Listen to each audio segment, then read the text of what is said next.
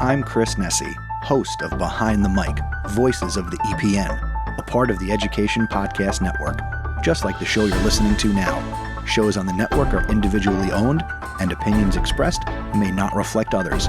Find other interesting education podcasts at edupodcastnetwork.com. Hello, empowered principals. Welcome to episode 436. Welcome to the Empowered Principal Podcast, a not-so-typical educational resource that will teach you how to gain control of your career and get emotionally fit to lead your school and your life with joy by refining your most powerful tool, your mind. Here's your host, Certified Life Coach, Angela Kelly.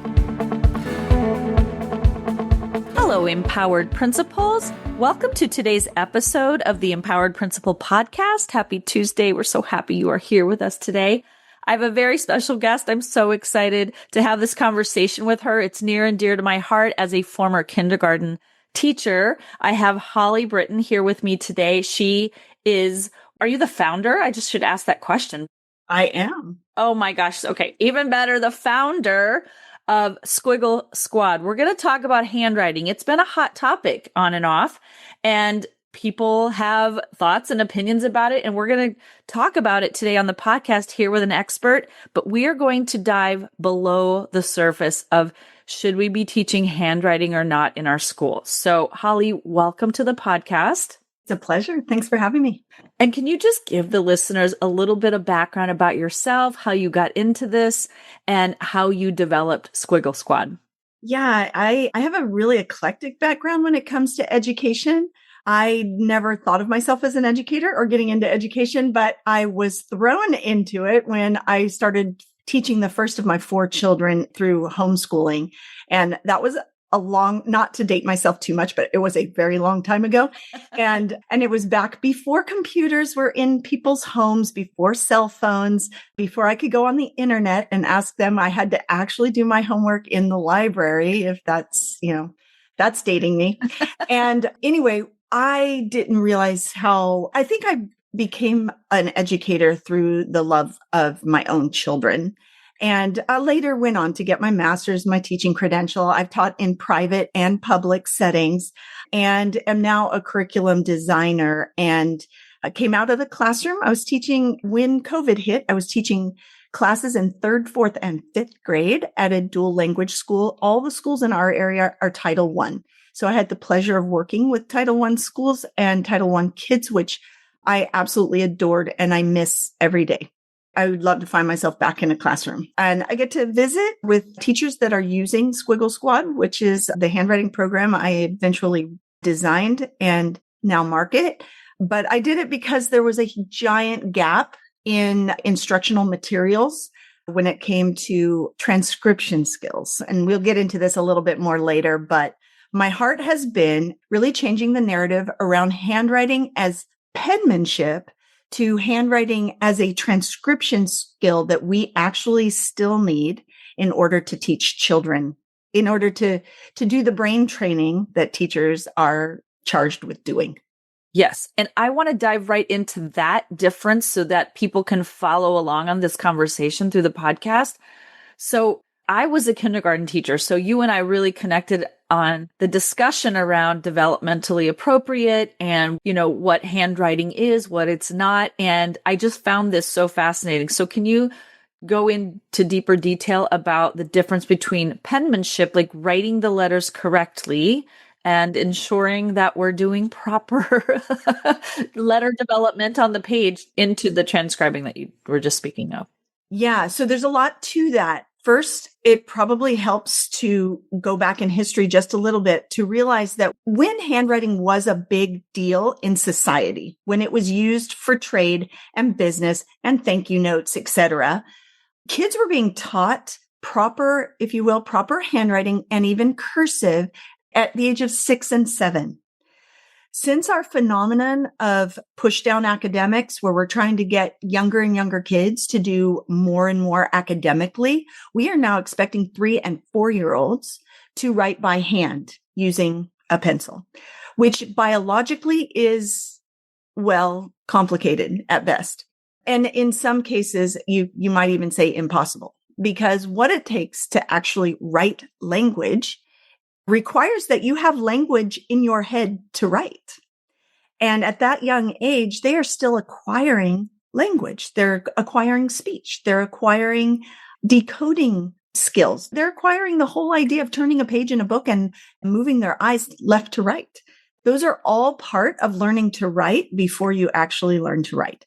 So the fact that we have academically increased the expectation of these little baby brains means that we have to approach handwriting differently. We can't just give them letters and say, write the letter H and expect them to even know what a letter H is, let alone have the motor skill needed to form that letter properly on paper. And yet, not only are we pushing it there, we are leaving it there. So if it's expected to be taught, in California, we call it TK, transitional kindergarten, or pre-K4. If it is being taught there, then I don't know what has happened, but going up the pipeline, even in kinder and first grade, they stop teaching it as if it has been done, as if that skill has been acquired. In the meantime, academic expectations keep increasing and they are expected to keep writing by hand. But you can see how it can become this maybe impassable obstacle for kids when the academic expectations of, say, spelling, vocabulary, comprehension, composition, syntax, English conventions, all of those start getting harder and harder and harder. And meanwhile, the mechanics of getting your thoughts on paper from your mind to your hand have not been explicitly taught or practiced. So there is no skill there. And yet you're being asked to use it every single day. I mean, I run against that frustration every single day in classrooms, every single day. Yes. It's not because the child is not bright. It's not because the child's not willing. It's not because they have a learning disability. It is because they have not been given the space, the time, and the explicit instruction to develop a skill that they are being required to use. Yes. And I think that you described this so beautifully, because what teachers and educators are feeling, the frustration that they're feeling, is coming from this. You're like butting up against the science of humanity, the science of human development. Yes. And we're trying to impose upon children an aspect of development that hasn't yet been acquired. It's like asking a child who just got their driver's license to go and drive a semi-truck. Totally. On a 70-mile-an-hour freeway. Yes. And to expect them to know without having any training other than, well, you have your license, therefore that equates to you being an expert. Yes. And I also love how you talked about how can you write language when you're developing the skill of language? So having the language in your head, and I think about, I have a girlfriend that has a 4-year-old and a 9-month-old, like their little brains are just learning language and learning a second language at that. They're a bilingual family.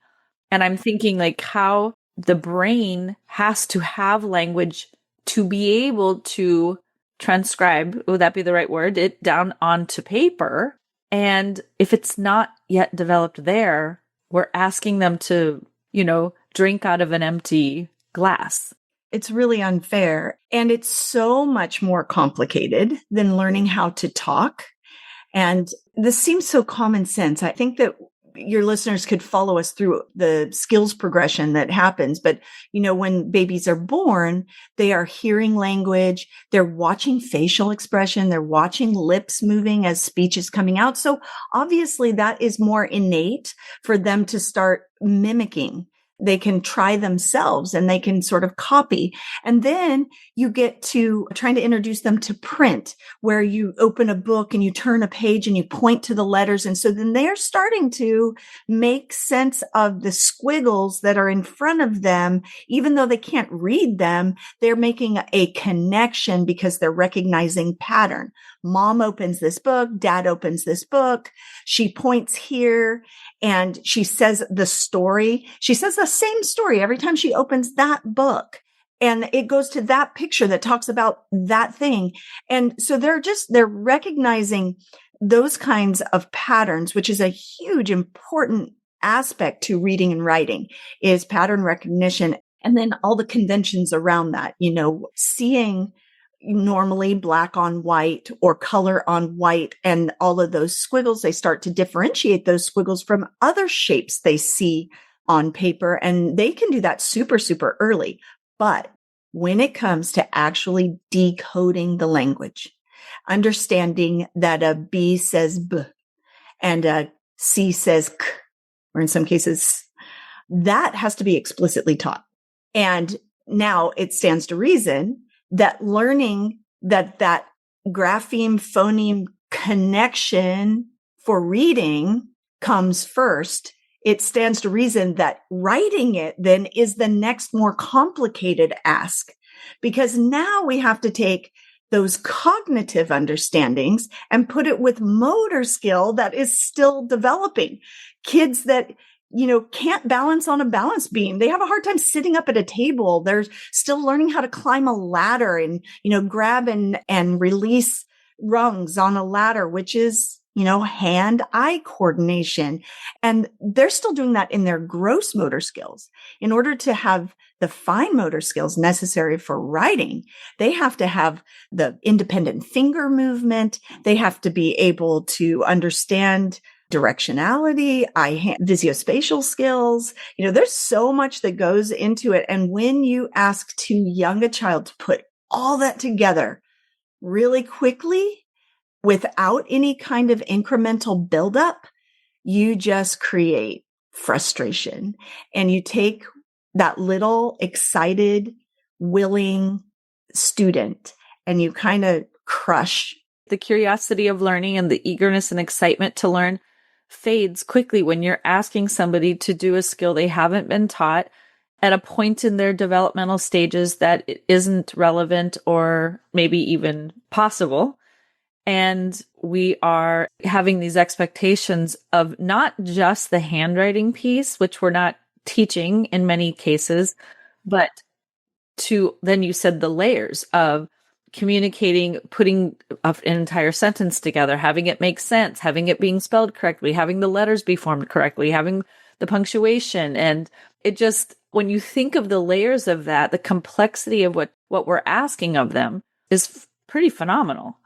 Yeah. And I think if I were to ask any admin in considering how handwriting should be treated at a given institution, first and foremost, it needs to be given time and space in that child's life. It cannot happen in one school year, and it cannot happen early and, one and done. It really needs time over several school years, which means teachers, I like to call them literacy teams. And in literacy, you've got the reading and the writing. You've got, just to break it down, you've got the decoding and you've got the encoding. And both of those are absolutely necessary for literacy mastery. And literacy mastery cannot happen without foundational skills. So you have a foundation literacy team that goes, in my mind, from TK age 4, but more importantly, kindergarten through second grade, no less, maybe more. The science actually backs up handwriting instruction through, I've heard a minimum of 6 years, and I've heard into high school, and this by handwriting experts, researchers. So, take it as you will. If you think of handwriting as a transcription skill, and we decide that we need to help kids transcribe their thoughts. And by that, I just mean take what's inside their head and get it visible. I like to say, get the invisible visible, which means what's inside my head is going to go to my hand, whether it is handwriting or typing. It has to become visible. That is what I'm referring to as transcription skills. And they will change as necessary up the pipeline. So we start with transcription as a pencil and paper. And we do that for so many reasons, developmental reasons, and also language acquisition reasons. It's necessary for us to map those letters onto our brain kinesthetically. That's very important. The science will back me on that. Then we will eventually move into keyboarding, which we're not teaching either, by the way. And then later into a hybrid of those. How do we use handwriting as a way of accessing pieces of our brain that we can't access by pushing a button? And then how do we use the keyboarding skills to really get those thoughts out quickly and in mass? Obviously, it's going to behoove us to be able to use the technologies we have to get that information onto paper. Yes. So what I'm hearing, and I want to say this explicitly to our listeners, there is an inherent value in, number one, teaching handwriting explicitly, but number two, doing so in a way that's developmentally appropriate so that you're not banging your head against the wall. Your children aren't banging their heads against the wall. Yes. And everyone's frustrated. And so we throw the baby out with the bathwater because we're like, well, handwriting's really frustrating. They're not getting it. It's taking up time. Therefore, why don't we just eliminate it? Because it doesn't really matter because we are just going to learn to type anyway. And all the kids are texting and they'll just kind of figure it out. Yeah. But there is a science to the art of transcribing your thoughts into a written expression that communicates your brilliance, your ideas, your wisdom, your knowledge. It's how we measure children's growth and progress.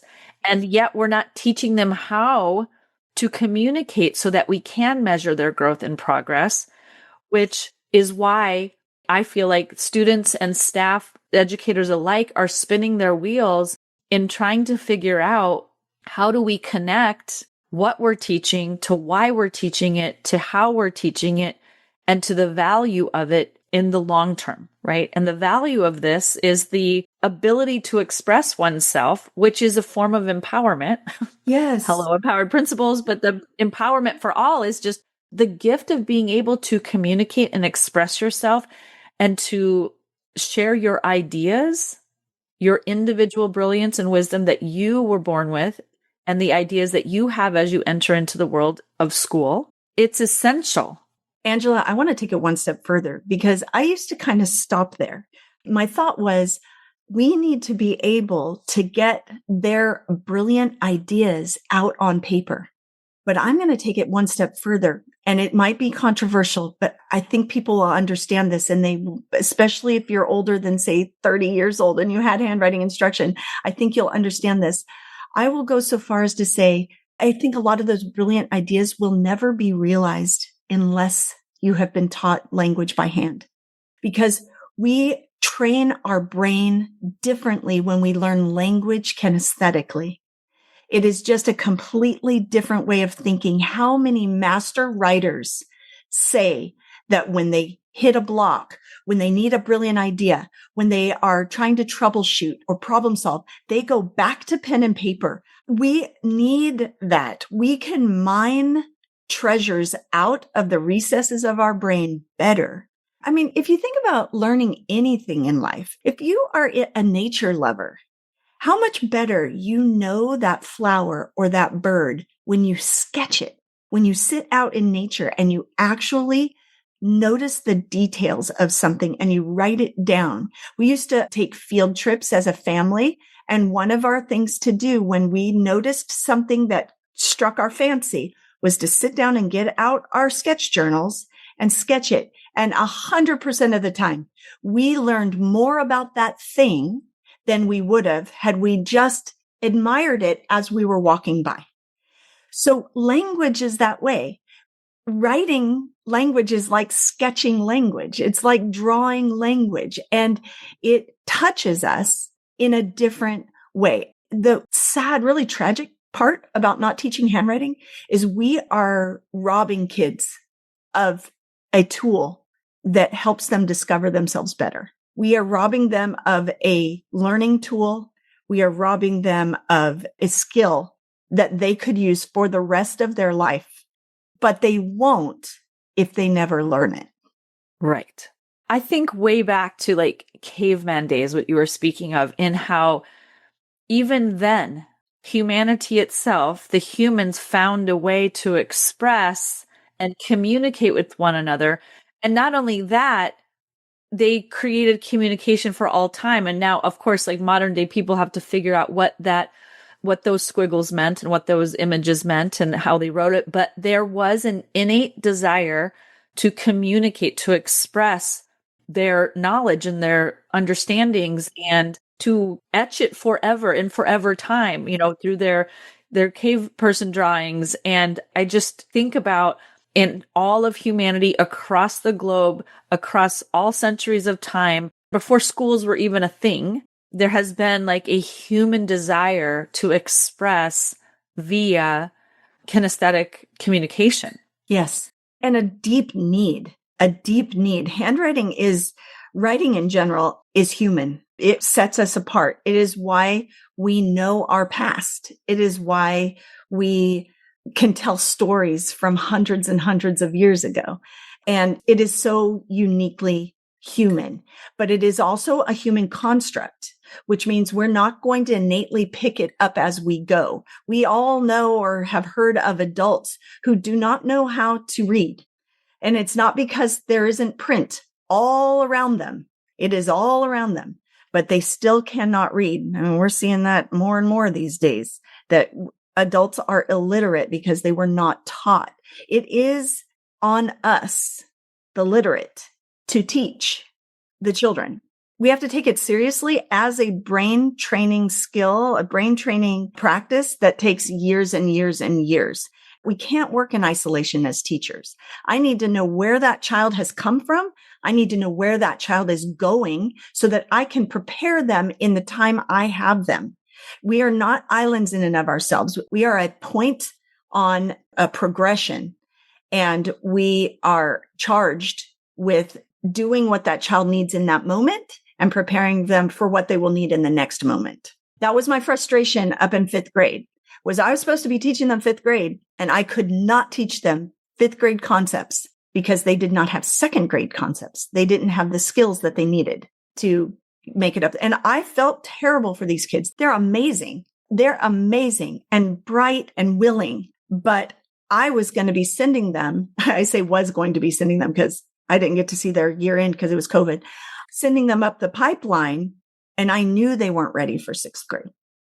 A couple of things came up for me. I just want to say this, and then I want to go into what I think are going to be the obstacles or the questions that educators, because I feel like we have hammered in the value of this work. Then everyone's like, okay, I understand the value, but how, right? There's going to be that. We're going to get to that in a second. But what came up for me as you were speaking, Holly, was I was taken back in a moment of time of sitting in my principal's office and then later sitting up at the district office and imagining not having the ability to write or to be struggling to read. I would never be in a position as teacher, as principal, as district administrator, had I not been taught the skill of handwriting, the capacity to read and to write, the connection between my body, my brain, and the expression of myself. You're expressing yourself and you're taking in content, right? So that ability, that expressive and receptive language. But if it hadn't been explicitly taught to me, and I went to school in like 70s and 80s, we'll say, but where would I be? And when you said that we're robbing children of this freedom of expression, of the ability, of the skill set, the mindset, the capacity, there is an urge, like you said, from all of mankind, there has been this urgent desire to express oneself, and it comes out in its natural form kinesthetically. Like, I really want people to sit with that for a second as educational leaders and just realize that we are the ones who make these decisions around what education kids receive, what skill sets we teach them, and what we don't, and how we prioritize, which I'm now is going to roll into.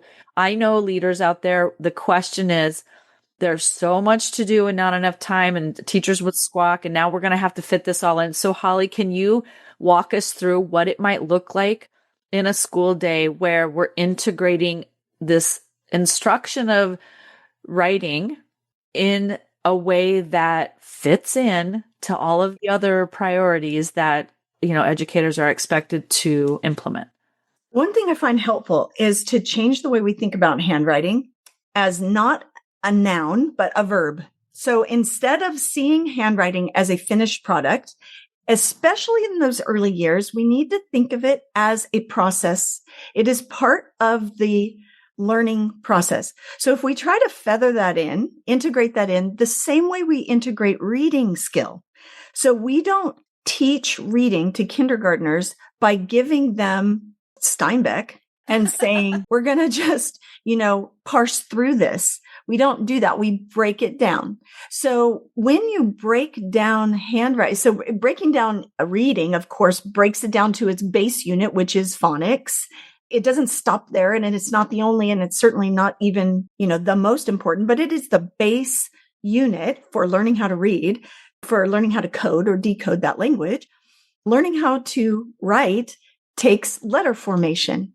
And one of the things we are not doing from the very beginning is teaching a child a proper way to write a letter. It sounds so basic, but hear me out on this. If you show a child a shape and you say, write this letter, quote unquote, write this letter, to them, they just think, make that shape on a paper. Well, that's all fine and good when you're writing one letter at a time as a 4-year-old. But what we need to keep in mind is the end goal of handwriting instruction is recall and reproduce. We need to recall words, sounds, words, and sentences in our brain and reproduce them on paper. That means that we're putting together strings of letters. We're not just writing one letter at a time, but that teacher that's teaching that one letter needs to realize that one letter is going to go into another letter, into another letter, into another letter, which eventually leads to writing fluency. So we need to teach them efficient letter formation. So from the very beginning, they are forming directionality-wise and size-wise. They are forming the letter correctly and making it the right size. So tall letters are tall, short letters are short, and that's because legibility depends on that. So those two main things early on, and then working up the other expectations, which involve spacing between letters, spacing between words, sitting letters on a baseline, English conventions, all those things that are all part of handwriting that obviously, if you listen to that list and you think 4-year-old, you realize, 4-year-old is not going to be able to get all that. It's going to take a few years. So back to your question about integrating it. One of the first things that we need to consider is we cannot integrate it until we've incrementally taught it. So don't have your ELA lessons require a lot of sentence writing in kindergarten when they don't know how to recall and reproduce the alphabet. They need to be able to recall and reproduce a letter before they can recall and reproduce a sentence. I know that sounds so basic, but that's what our ELA curriculum is doing to our kids. They have pushed handwriting out. They've expected that kids just already automatically know how to do it. If they pay it any mind, it's very weak and poorly designed. And that leads to the frustration with both the teacher and the student because the teacher is required to do those lessons as instructed by the curriculum. And it's unfair. They have been asked to do something those kids are not ready or trained to do. So the first thing I would say is give your teachers permission to extricate writing from other learning, from other cognitive learning. Squiggle Squad does that, by the way. In handwriting, we separate the motor skill from the letter learning. So you are teaching letters, but you're also teaching directionality, movement, eye-hand coordination, all of the motor skills and vernacular needed to teach handwriting before you actually ask them to pick up a pencil and start writing letters. And then it moves into that, and they're not as frustrated because they've already been introduced to those aspects of handwriting before they're asked to write letters. Yes. This speaks to my teacher heart because I think back to all of the years in kindergarten where in my earliest years of teaching, when I was learning how to teach, we were much more developmental. And I was thinking then the next question that might come up for listeners is like, what is the sweet spot? And what I love about what you're saying is it's not like teach it all in kinder and first grade so that we can be done with this and move on. And by third grade, everybody's fluent. It's this slower, kind of a slow drip progression throughout all of elementary. And you can tell us, expert wise, what the sweet spot is in terms of that time period developmentally for students. But this is really a conversation about going back to what is not just cognitively developmentally appropriate, but also physically. Physical. Yep. Yes. And that brain-body connection. And I've had so many conversations over the last year with experts like you who are focusing on different aspects of learning as it relates to mind-body connection. And this one, I feel like it's just like the grandmother of it all, because what we're really asking kids to do in any standard across any grade level is to be able to express themselves and their knowledge, their wisdom, their insights. When we talk about inference, when we talk about self-discernment, when we talk about, like summarizing, all of those standards, when I think back to the ELA standards throughout, I was an elementary principal, but regardless of what grade level, it requires them to be able to express themselves from brain to hand to either paper or eventually computer. When you want to hear music and you don't know how to play the instrument, it's so frustrating. It's frustrating for a teacher and it's frustrating for the child. The teacher just keeps saying, play Mozart, play Mozart. What's wrong? I can't understand that note. Go back and try again. And the poor kids, like, I don't know how to try anymore. I hate it. I hate it. And you shut them down. Whereas when you build them up incrementally, it builds confidence. The very opposite happens. Then they try to play all by themselves. Then you hear them playing the music in their room or, on vacation because they love it instead of shoving it down their throat and not teaching them. I'm of a really strong opinion that the hate for handwriting is not because they hate handwriting. It's because they hate the frustration that comes with trying to do something they don't know how to do. So why don't we give them something they know how to do? Like for little kids, it's making movements with their gross motor skills, really big movements with their arms and their bodies and their nose and their, and then that's fun. We call our preschool level squiggles and wiggles because that's the developmentally appropriate way. And that brings intrinsic reward from the brain. It feeds the brain that adrenaline and the dopamine. And they go, oh, I love this. And you watch the little lights go on in their eyes. And then they ask me, I have yet to go into a classroom where the kids go, Squiggle Squad. They're like, are you coming back tomorrow? Because we're doing developmentally appropriate things that work them academically. So they don't know that. They don't have to know that, but we as teachers know. This is building their academic prowess, and it's going to get better as they go up the pipeline. But teachers have to know how and why that happens.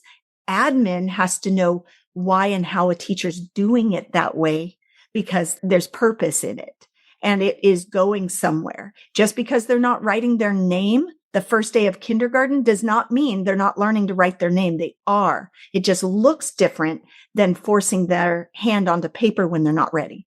Exactly. I love these conversations. I feel like we're coming back full circle to like, we expect kids to learn in the way, like we have an image of what learning looks like, and it is sitting at a desk. It's like an adult version of learning, which that isn't even fun for us. If you think about it, like nobody wants to sit in a conference for 8 hours on a hard chair, writing all day long. But yet we do this even down in preschool and kindergarten. And we have forgotten that we can have I call it a grand slam when it's a win-win-win-win, where kids are excited and they're moving. You are having fun. It doesn't have to be boring and hard and frustrating. If we bring in the science, the physical science of humanity and human development back into the classroom, and because we are in the business of human development, we are literally, education is the business of developing humans, and we have to work with the human design. Yep. In order for us to evolve. Well, you brought up a neat point that I'll jump off of, this whole part of not wanting to sit at a desk and work really hard. When the kids are little, we are not just teaching them how to handle their bodies and their brains and how to think about what and how to acquire all that, but we are also teaching them to love learning. And if we squish that early, then getting them to do the harder things is impossible. I mean, we're seeing now just a rash of problems with apathy, kids just refusing to do anything. And there's a lot of reasons behind that. And it's scary and it's sad and it's hard to watch. But I would say that part of it starts with that developmentally appropriate aspect that you were just talking about, where we need to use the biological bents of a little body to teach them so they like it. And then when things get harder, because it will, learning's not always entertaining. Learning actually requires struggle. It requires grit. It requires stick-to-itiveness. But that will come, that is more likely to come if we have built up the confidence of the learner. If they have already experienced the joy of intrinsic reward, they actually understand that if I try a little bit harder, I'm actually going to accomplish what I'm trying. And when I accomplish what I'm trying, I feel good about it. Those are things we're also training, but it's nuance and it starts super, super young when the kid is wiggling for fun. And we are using fun to teach. Later, that fun becomes, it doesn't look the same anymore. It actually fun, and we can attest to this as adults. We get this sense of fun, if you will, or moreover, sense of reward when we do something hard and we succeed. And so we're more willing to do those hard things because we know what's coming. And that's a part of it that has to be trained. It's not always fun, but it will be more rewarding if a child has been trained how to do that up the pipeline. Yes. Yes. Yes. I feel like we could talk about this forever, but if listeners are eager, they're probably feeling a lot of relief that there is something out there, because many teachers know the developmental appropriateness of their current class, the grade level, the department, wherever you are along the spectrum of teaching. They know this. It feels true to their heart. It's like a song that they haven't heard for a decade on the radio. And here we are speaking the truth of this process again. Whether you're a teacher, an aspiring leader, a site leader, a district leader, where can they go or what can they do to explore this concept more and to find resources that could support them in this developmental endeavor of really leaning into literacy in a way that works for both students and educators? Yeah, you can find me at holly@squigglesquad.com. If you want to talk to me personally, holly@squigglesquad.com. You can visit our website, of course, at squigglesquad.com. I want to throw out there that all curriculum is not the same. All handwriting curriculum is not the same. There are a couple good ones out there. Some of the more common ones are not great. One of the things to think about when you think about getting curriculum is that most of them were written 30 years or more ago when we were teaching 6 and 7-year-olds without a mind to 4-year-old handwriting. And there's a couple that, are traditional that I love. There's a couple that are not so great. And so be careful what you get. There is a design to it that is biologically friendly. Keep that in mind when you choose your curriculum. Having said that, I am super happy to do professional development. Our materials and programs come with on-ramping and Q&A sessions and a teacher's lounge with all kinds of resources. So explore those on squigglesquad.com. Also, you can find more about handwriting in general through my writings on Substack. So I can be found at Holly Britton or Holly on Handwriting on Substack or LinkedIn. Perfect. And we will drop all of these links in the show notes so you have direct access to whichever, venue you would like to explore further. But I wanted to make sure that people listening to this, there's hope. There's resources available. And of course, if you still want more information on the science and the research behind it, Holly has her Substack for that. And you can explore, if you're a person that's like, I'm totally in, I'm ready to go, you can go directly to squigglesquad.com and explore all of the resources that are available and the information there. So Holly, I just want to thank you for your time today, for sharing your expertise so openly, so beautifully, for reminding us that as educators, we're number one, we're human. Number two, we're teachers. And we're here not to be led by the standards that have been written however long ago now and that keep changing, but like to go back to the humanity of teaching, to the human development aspect of teaching, because it's a win, win, win, win. It's a win for kids. It's a win for families. It's a win for staff and students. It's a win for leaders. And the win for leaders, I just want to say this directly because as an empowered principal, I want you to hear this. Like, think about this. When your students are learning developmentally how to read, to write, to express themselves over the course of many years, the short-term impact is that you have less frustration, you have less teachers coming to you with frustration around getting scores up. You struggle less with flatline scores, but the longer term impact of this is that you made a difference in the life and the expression of this child, the empowerment of this young person who's going to grow up and go into the world and be a productive individual globally. Doesn't matter where you're teaching around the globe.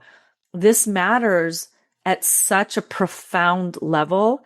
And we have the power and we have the ability to start leveraging it at a developmental level as early as TK. My little guy that I was talking about earlier, he is in preschool going into TK next year. I think about this all the time. I'm actually staying at a friend's house. You can see there's a crib behind me and, her little grandson. This is a teacher friend I'm staying with this week. But I think about the future of these kids. I want them to love to speak, to read, to write, to express themselves because of the value it gives at a global level as they move through the institution of our educational system, wherever you are on the globe. That's beautiful. And who would have thought that something so mundane and everyday for us as handwriting can actually be a key to empowering a human? It's wild to think that the pencil could actually be used as an instrument of dissection and you can get into your own brain and figure yourself out. But we have to be mindful of giving kids that skill. Yes, we do. And I will end with this. Educators, I want you to think about, for those of you who have been following this podcast has been going since January of 2018. I talk so often about self-coaching, self-regulation, self-discernment, introspection. That cannot be done at the same level if you are just thinking. You can't think about evolving yourself developmentally, even as an adult. You write about it. Whether you type it in on your phone or you write it on your computer or you write it in a journal, you are writing, you are expressing yourself. And that mind-body connection, it's essential to our evolution and to tapping into potential possibility as humans. I think it's just foundationally the way that we as humans function. And it's a gift. Like you said, it's a human construct. It's something that we have created for ourselves that's different than any other animal on the planet. Holly, I know your time is precious and you need to run. I want to thank you so, so much for being here. It's been a delight to connect with you. I do hope we stay in touch as colleagues, as friends, and we continue to network and collaborate on building up the empowerment of our staff and students. So thank you for your time today. Well, thank you for letting me talk to you and your audience. And I do hope that we stay connected. And I hope your audience stays or gets connected with me and with Squiggle Squad and all that we're doing there. So thank you so much. Thank you for the work you're doing. It's wonderful. All right. That's it, everybody. We've got to run. Have a beautiful week. Take good care. Bye. Thanks for listening to this episode of the Empowered Principal Podcast.